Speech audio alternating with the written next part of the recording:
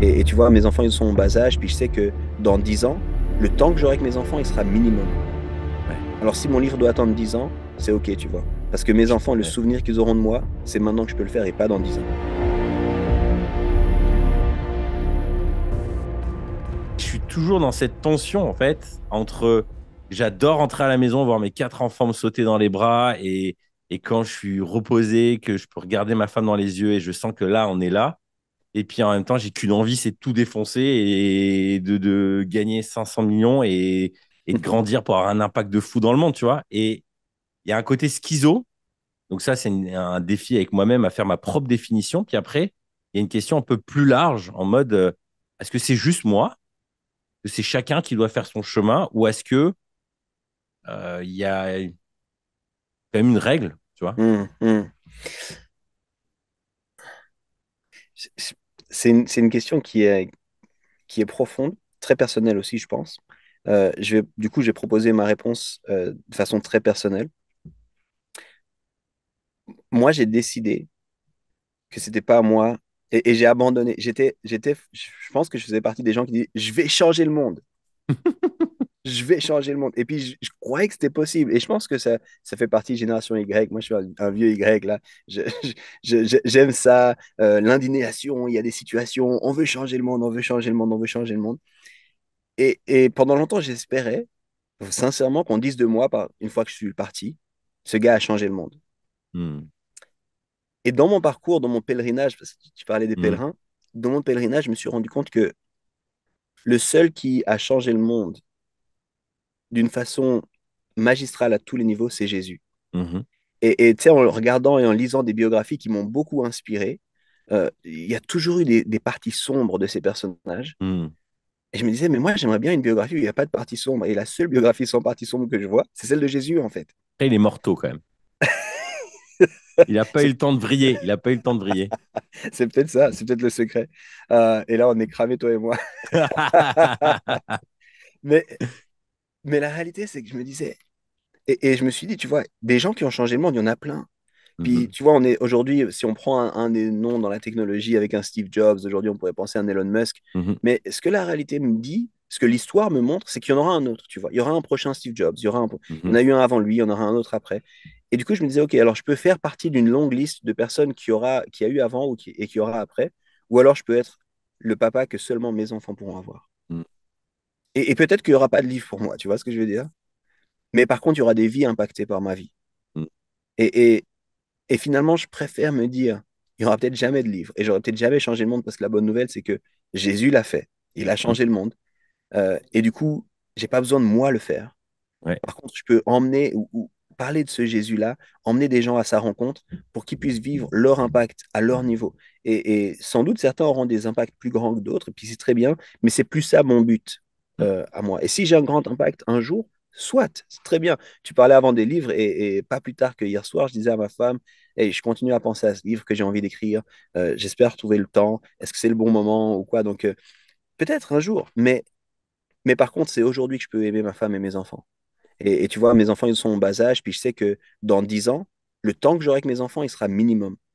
Ouais. Alors si mon livre doit attendre 10 ans, c'est OK, tu vois. Parce que mes enfants, le Ouais. souvenir qu'ils auront de moi, c'est maintenant que je peux le faire et pas dans 10 ans. Donc, Ouais. il y a beaucoup de ça, mais peut-être pour aller un tout petit peu plus loin, si tu me permets d'être un tout petit Vas-y, peu vas-y. geek sur la Bible et sur la théologie, sur tout ça, c'est aussi quelque chose que j'appelle la voie médiane, que des théologiens comme Eugene Peterson ont développé un peu plus. C'est cette idée que, en fait, si tu veux, très très simplement, en français, il y a la voix active et la voix passive. Mhm. La voix active, c'est ce que moi je fais. La voix passive, c'est ce qui est fait à moi. D'accord? Mhm. Je donne un conseil ou un conseil m'est donné. Et puis en fait, il parle qu'en grec, il y a ce qu'on appelle la voix médiane. Et la voie médiane, c'est en fait cette idée qu'il y a quelque chose qui est initié par quelqu'un d'autre auquel je suis appelé à participer. Ok. Et en fait, c'est de retrouver cette voie médiane et d'être d'accord de dire c'est Dieu qui change le monde, c'est Dieu qui fait les choses, mais il m'invite à participer, c'est lui l'initiateur. Hmm. Et du coup, moi, oui, il y a ma part à moi, c'est une part participative, mais c'est une participation et c'est pas une action que moi j'initie.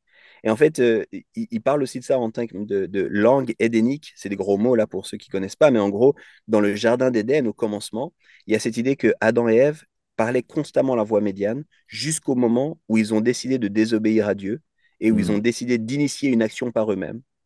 Et juste après ça, quand Dieu leur dit, mais qu'est-ce que vous avez fait? Il y a eu cette notion passive, c'est pas moi, c'est la femme que tu m'as donnée. Ah, c'est pas moi, c'est le serpent qui était là. Et en fait, moi, c'est une notion qui m'inspire énormément dans mon pèlerinage, de me dire redécouvrir la voie médiane. Plutôt que qu'est-ce que moi je vais faire ou quoi? Qu'est-ce que toi tu fais Dieu? Et comment est-ce que moi je peux participer à ça? Moi, j'aime bien ce que tu dis, cette dimension de pouvoir être la seule personne que je peux être, c'est-à-dire dans le sens où personne d'autre qui peut être le père de mes enfants à ma Hmm, place. Euh, Chemin spirituel aussi, je pense que j'y reviens souvent, je l'oublie longtemps, et puis après je reviens en me disant, ouais, bon, je me suis peut-être un peu égaré. Euh, ouais, c'est un défi hein, de vivre avec cette pensée de je vais être plutôt dans une logique de suivre le vent que de vouloir le créer. Moi, là où ça me parle, ce que tu dis, c'est pour avoir parlé avec plusieurs entrepreneurs qui ont très bien réussi et qui sont pas sur la fin, mais plutôt sur la genre retraité ou pré-retraité. Souvent, ils vont dire, en réalité, ce qu'on a construit, on a eu peu de reconnaissance pour ce hmm, qu'on a bâti, ce qu'on a créé. C'est passé. Euh, s'est fait mettre dehors, ou on a vendu, on nous a oubliés ou quoi. hmm, Par contre, la seule personne qui reste déjà, c'est notre conjoint. Et puis le yeah, seul lien souvent qui reste, quand il a été entretenu, c'est avec les enfants. Donc en fin de compte, si on se projette en mode long terme, la seule chose sur laquelle, quand on sera vieux, la personne qui viendra nous donner la petite cuillère, ce ne sera pas nos salariés. hmm, Peut-être ce sera une infirmière qu'on payera. Donc oui, autant gagner un peu d'argent. Mais sinon, celle où la personne où on aura du plaisir sera nos enfants quand ils viendront nous nourrir. yeah. Euh, et, et en effet, donc je Et, partage ce regard. Ouais. et tu vois, moi, même en termes de salariés, ben, dans mes équipes, par exemple, j'aimerais me dire, ouais, on va accomplir des grandes choses, les gars, on va bouleverser le monde et tout ça. Puis oui, il y a une part de moi qui soupire à ça. Mais ce que j'ai aussi envie qu'ils se disent, c'est à chaque fois que je venais au boulot, c'est je savais que j'étais aimé, en fait. Mm. Je savais que j'étais valorisé. Puis tu sais, il y a des fois, je me suis planté, mais je savais que j'étais toujours accueilli. Et quand bien même, des fois, il faut finir, des fois, il faut que les routes se séparent ou quoi, mais ça a toujours été fait avec respect. Et ça, j'aimerais que ça puisse rester, tu vois. Mes employés, ils seront peut-être pas là à la fin, c'est sûr. Sans doute que c'est pas eux qui vont me donner la petite cuillère. Je le souhaite pas, en tout cas. Euh, mais par contre, j'espère qu'ils auront goûté à une façon, tu sais, d'être l'idée qui, qui est saine. Et moi, je pense beaucoup aux yeux de Jésus. C'est bizarre, la Bible n'en parle pas spécialement. Elle parle beaucoup du regard de Jésus. Mais je me dis, les gens qui l'ont croisé, il semble qu'ils, rien que dans les yeux, ils ont été touchés par sa façon de les regarder. Ouais. Et après, je sais pas en fait si j'ai beaucoup eu un peu cet objectif là vis-à-vis des équipes.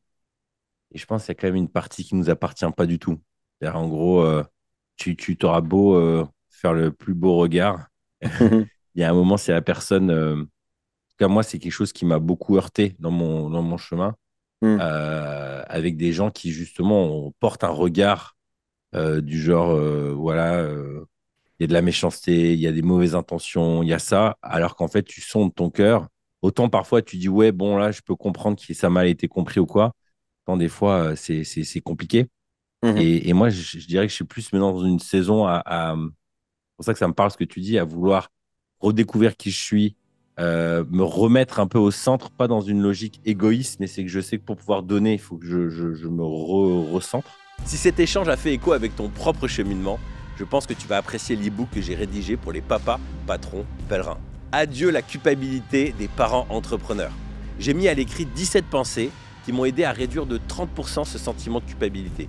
Tu sais, cette impression de ne pas être assez présent pour ma famille, pour mon travail. Pourquoi 30%? Tout simplement parce que ce sentiment ne disparaît jamais vraiment. Bien géré, il est un indicateur, mais non contrôlé, il fait beaucoup de dégâts. Cela fait des années que je travaille sur ce sujet, car la culpabilité est très présente en moi et c'est un sentiment qui se transmet de génération en génération. Et je ne veux pas refiler ça à mes enfants.